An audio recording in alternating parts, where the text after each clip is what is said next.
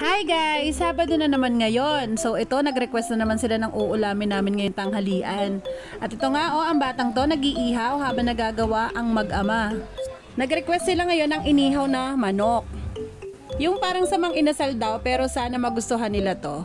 Ayan na, kakain na!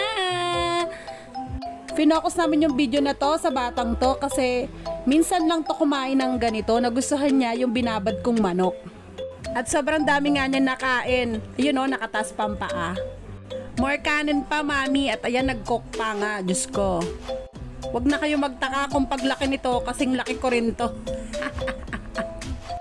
At ayan na nga guys. Ubos na ang kanin at ulam. Mamayang gabi, mamomoblema na naman kami kung anong hahapunanin namin. Ayun lang. Thank you!